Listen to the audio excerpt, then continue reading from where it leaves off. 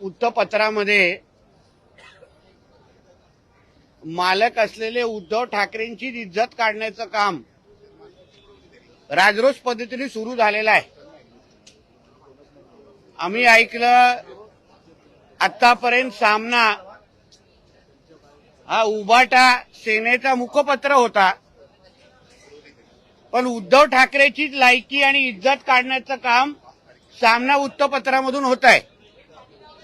आज एक बातमी छापून आलेली आहे सामनामध्ये, ज्याच्यामध्ये निर्भया दामिनी पथकांच्या नियमाहून अधिक मोबाईल बंद। आता निर्भया आणि दामिनी पथकासाठी जे हेल्पलाईन नंबर काढलेले तो GR 2022चा तो GR पण नाही, नोटिफिकेशनची कॉपी पण माझ्याकडे आहे। आता 2022ला मुख्यमंत्री हे उद्धव ठाकरेच होते। आता उद्धव ठाकरेंनी सुरू केलेली योजना अगर उद्या त्याचे अधिकारी आणि त्याचे संबंधित लोक अगर त्याला महत्त्वच देत नसतील किंवा शेळक्या शब्दामध्ये बोलत तर फाट्यावर मारत असतील आणि त्याचीच लायकी आणि त्याचीच इज्जत स्वतः सामनातून निघत असेल, तर संजय राजाराम राऊतचा पगार किती वेळ चालू ठेवायचा हे आता उद्धव आणि रश्मी ठाकरेंनी ठरवावं। ह्याच्यामध्ये काही त्रुटी असतील तर आमचे मुख्यमंत्री गृहमंत्री सन्माननीय देवेंद्र फडणवीस साहेब या त्रुटी निश्चित पद्धतीने दूर करतील। सगळ्याचे सगळे नंबर कसे चालू राहून आमच्या महाराष्ट्रातल्या माता भगिनींना मदत आणि सुरक्षा कशी भेटेल यावर निश्चित पद्धतीने आम्ही लक्ष घालू।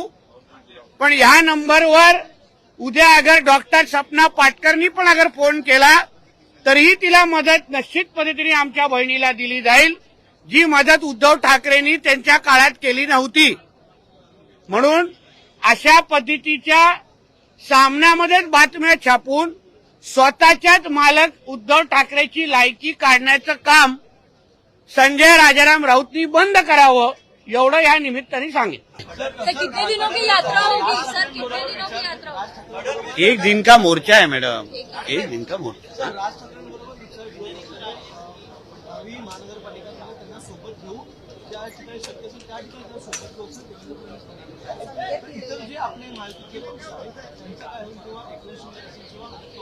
आता देवेंद्र फडणवीस साहेबांनी अगर बोललं असतील तर ते फार विचारपूर्वक आणि जबाबदारीने बोलतात।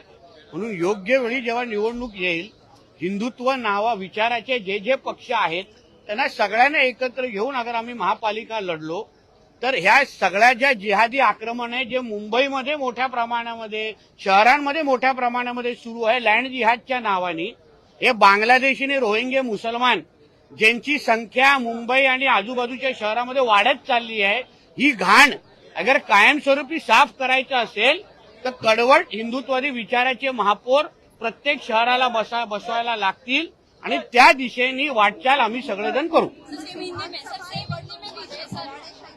काय काय काय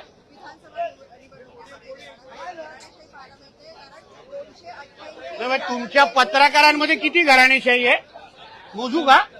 वडील कोण आहे, मुलगा कोण आहे, पत्रकार, तुम्ही लोकांना वेगळा नियम आम्हाला वेगळा नियम लावू नका मॅडम।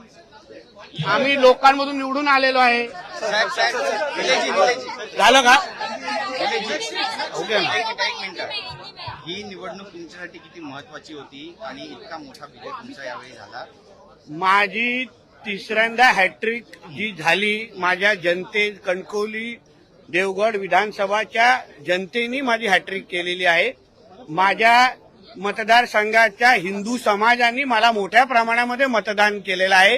हिंदुत्व आणि विकास या 2 प्रमुख मुद्द्यावर मी माझी निवडणूक लढवली आणि 58,000 वर माझ्या ह्या 58,000 मध्ये कुठलाही मुसलमान मत नाही। मी हक्कानी सांगू शकतो, माझ्या हिंदुत्वादी विचाराच्या मतदारसंघ म्हणून माझा मतदारसंघाचा आमदार म्हणून मी निवडून आलेलो आहे आणि विकासाची प्रक्रिया पुढचे 3 वर्ष आज सत्ताधारी आमदार म्हणून पुढचे 3 वर्ष काम करणार आहे आणि अशाच ताकदीने सुरू ठेवणार. मी अलग कुछ नहीं बात करूंगा. आप तुम्हाला काही इथे आलात ना बरोबर होईल मला आठवण तर मान विरोधकांनी बरीच टीका टिप्पणी तुमच्यावर केली, पण तरी सवय आम्हाला आता. जनता तुमच्यासोबत आहे. कारण का जनतेला माहिती आहे टीका करणारे कावळे हे फक्त निवडणुकीपुरते असतात. आमच्यासारखे शिवरायांचे मावळे हे 365 आणि 24 तास त्यांच्यासाठी सेवेसाठी हजर असतात. इथे तुमचे बंधू आम्हाला भेटले, त्यांनी असं सांगितलं की आम्ही काही कोणाचे हिशोब चुकते करायला आलेलो नाही, मात्र जर ऍक्शन आली समोरनं तर आम्ही रिॲक्शन जरूर देणार. सहमत आहात का? आता निलेशजींनी घेतलेली भूमिका ही आमची भूमिकाच आहे ना सगळ्यांची. पण माझं म्हणणं आहे की आम्ही जसं त्यांनी योग्य बोलले, आम्ही काही हिशोब चुकता करण्यासाठी विधानसभेमध्ये आलेलो नाहीये. पण कोणाचा आवाज अगर वाढत असेल, कोणा जास्तच अगर मस्ती करायची सवय असेल तर त्याला आरेला कारे उत्तर देणं हे बाळासाहेबांनी आम्हाला पहिल्यापासून शिकवलेलं आहे. म्हणून त्याच्याबद्दल आतापर्यंत तुम्ही एका राणेचा अनुभव घेतलेला आहे. आता 2-2 राणे आतमध्ये आहेत, म्हणून त्याचाही अनुभव पुढच्या 5 वर्षामध्ये घ्या. डबल इंजिन असं म्हणावं. 2 राणे विधान भवनामध्ये आता असणार आहेत विधिमंडळामध्ये, त्यामुळे डबल विरोधक तर आहेत. दोन तोफा आता आतमध्ये आहेत. आमचे गोपीचंद पडळकर आतमध्ये आहेत. म्हणजे लाईनअपच एवढी तगडी आहे ना, समोरच्या वाल्यांना औषधासाठी पळापळ करायला लागेल. शेवटचा प्रश्न, एकनाथ शिंदेंना कॅबिनेटमध्ये दुसऱ्या क्रमांकावर अशी चर्चा आहे. नागपूरमधला देवगिरी बंगला हा सुद्धा एकनाथ शिंदेंना. तो माझा विषय नाही. बोल दिया ना म्हणे, बोला ना. बरं सर, संजय राऊतांना काय सल्ला द्याल तुम्ही आता? थोबाड बंद कर, चांगलं असं मोठं कुलूप लाव, नाहीतर अंबुजा सिमेंट थोबड्यावर लावून बस.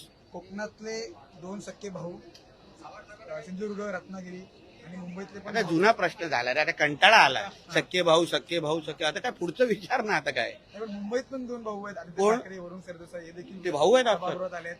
तुम्ही आमने सामने येणार आहात आता सभागृहात. मग मला वाटलं आदित्य ठाकरे आणि तेजस ठाकरे भाऊ आहे ना. हा कधी म्हणजे काय मावस भाऊ. हो, मला वाटलं काय फॉल्ट आहे काय. अरे नाही, मग तुझा प्रश्न हा. अरे गिरीश कुठे चालला? हा छोडे ना मॅडम, अभी लिंक तुड़ के चलो. नाही